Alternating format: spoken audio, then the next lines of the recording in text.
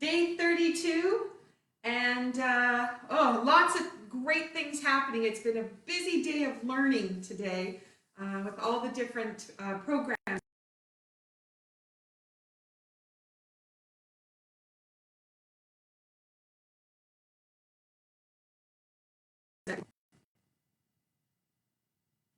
Okay, I saw that pause.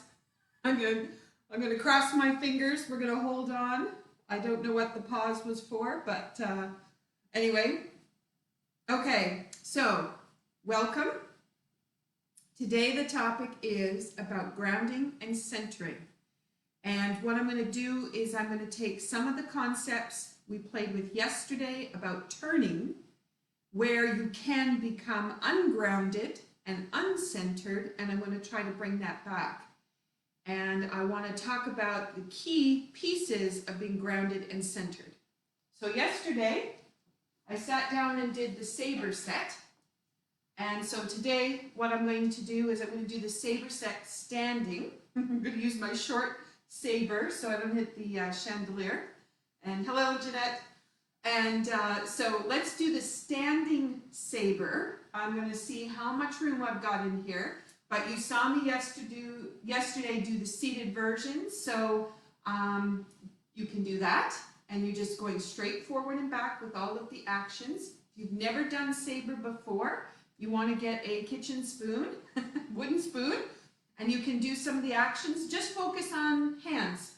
Don't even worry about feet. Just copy what my hands are doing if you've never done it before. And if you're not sure seated-wise, same thing. Just copy my hands. Don't worry about the feet. Because today, as we go through grounding and centering, we'll bring all of that into focus. Okay. So it's going in your left hand. And I hope I have enough room. So we've got the bow. Let's start there.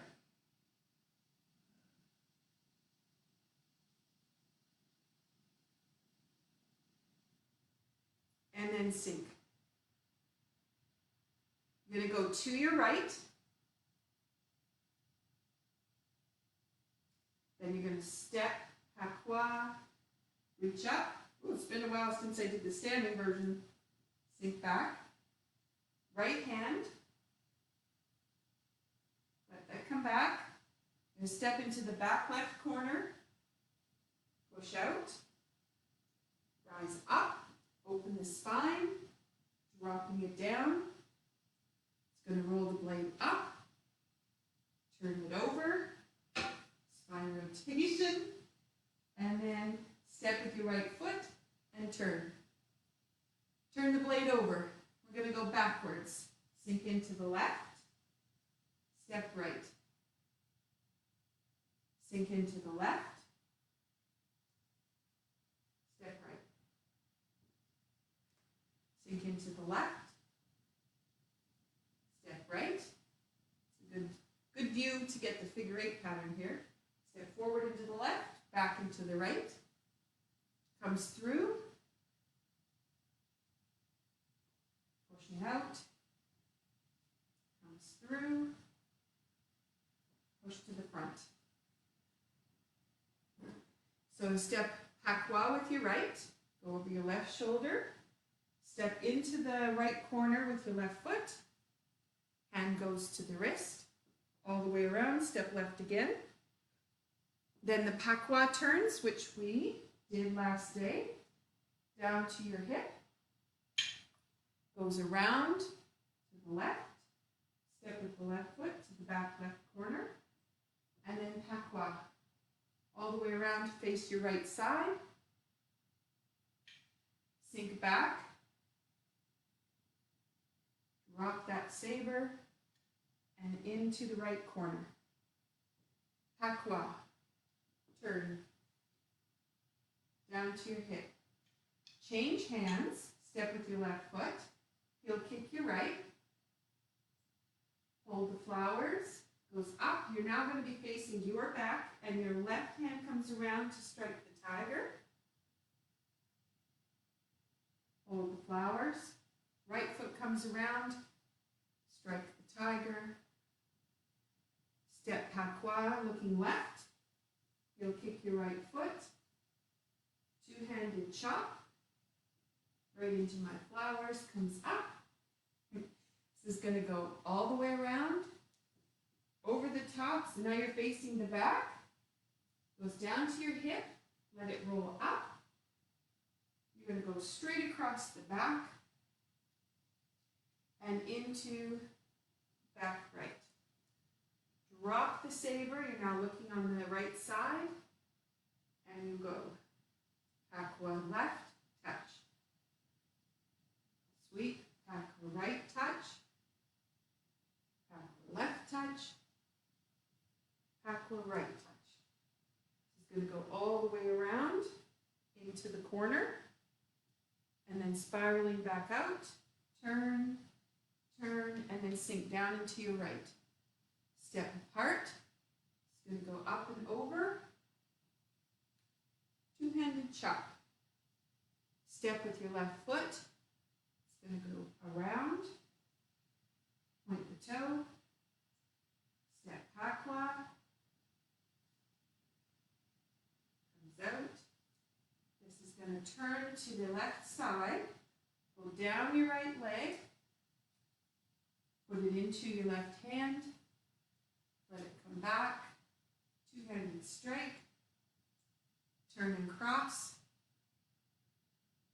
open and sink. Okay, put it in the back.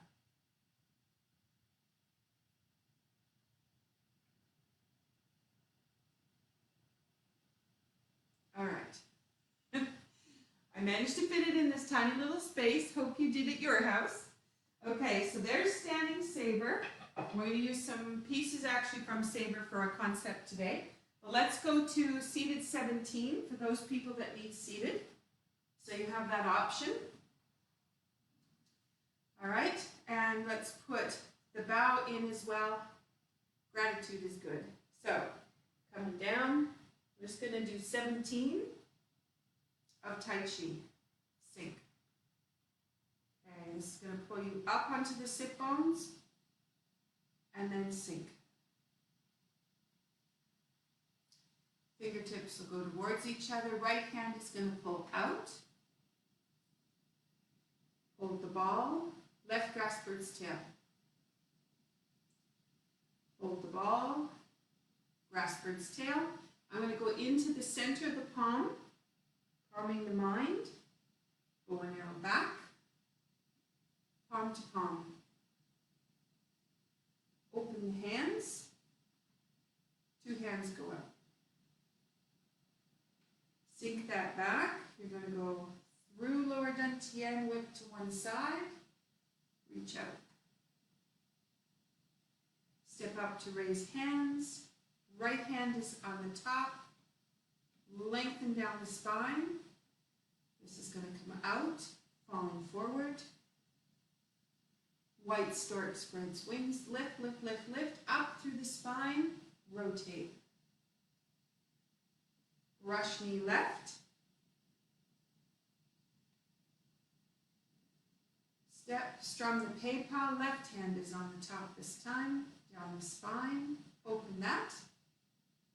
And then brush knee. Twist step. Brush knee. Twist step. Brush knee. Open. Left hand is up. Strum the pei-pa.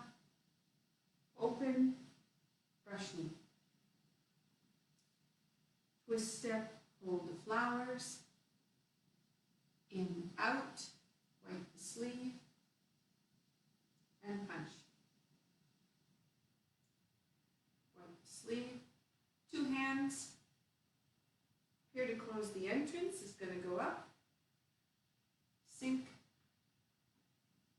Cross it over. Let that go. All right, next few days I'll try to use other parts of the Tai Chi set again so you get practice at those. Just put the bow on at the end. Hello Charlotte, I see you there.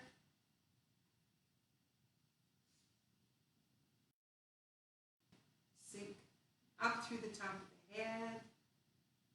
Lift. All right, So this is a great place to start our concept for today. So we are centering and grounding, and we have talked about many times that when you take the palms and put them towards the floor, and when you're seated, you can connect, it goes right through the knees, goes down through the legs, and comes out the feet. You can feel that connection right away. So today what I'd like you to imagine is you have a waterfall, and that waterfall is coming down, just misting over top of you, going over your shoulders, down the arms, over the hips, down the legs, down into the feet, and connects you to the ground. You can just, my arms are just like my hands are falling to the bottom. That is centering and grounding. So that is bringing the focus in, bringing awareness into what's going on in the body, and then connecting to the ground and allowing that to just really hold you to the ground.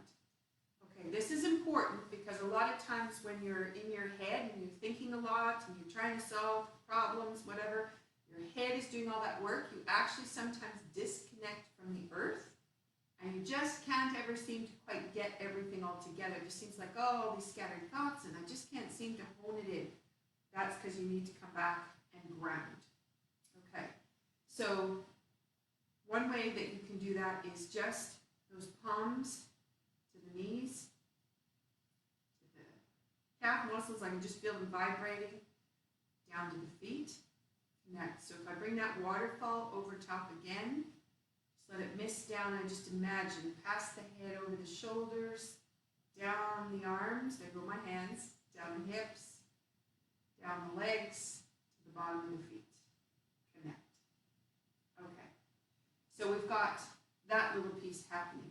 Okay, so let's go to standing position, and we've done this before, but I just thought I'd bring it back into focus. So you're standing on the feet. You have 9 points to the feet. So you've got the pads of each toe.